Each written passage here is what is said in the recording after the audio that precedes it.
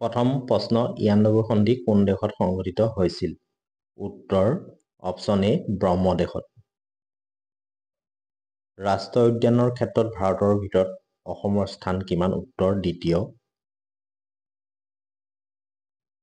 পঞ্চম বেদ বুলিলে কোনখন গ্ৰন্থক জনা যায়? উত্তৰ মহাভাৰত। কোন চনত অসমীয়া ভাষাটোৱে ৰাজ্যিক ভাষা ৰূপে স্বীকৃতি পাইছিল? উত্তৰ 1961 চনত। বুঢ়ী আইৰ সাধু কোনে ৰচনা কৰিছিল? উত্তৰ অপশ্যন এ লক্ষ্মীনাথ বেজবৰুৱাই। মাধৱদেৱৰ পিতৃৰ নাম কি আছিল? উত্তৰ গোবিন্দগিৰি ভূঞা। অপশ্যন এ শুদ্ধ উত্তৰ।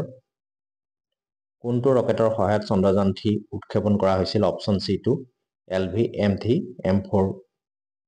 মহাত্মা গান্ধী কেতিয়া অসমলৈ আহিছিল? উত্তৰ 1921 চনত। 1942 চনৰ ভাৰত ত্যাগ আন্দোলনৰ সময়ত অসমত গঢ়ি উঠা মহিলা মৃত্যুবাহিনী কোনে নেতৃত্ব দিছিল? উত্তৰ পুষ্পলতা দাস। অন্তিম প্ৰশ্ন, চকৰি ফেটি বুৰঞ্জী কোনে ৰচনা কৰিছিল? উত্তৰ নুমলী বৰগোহাঁই। ভিডিঅ'টো সম্পূৰ্ণ চোৱাৰ বাবে ধন্যবাদ।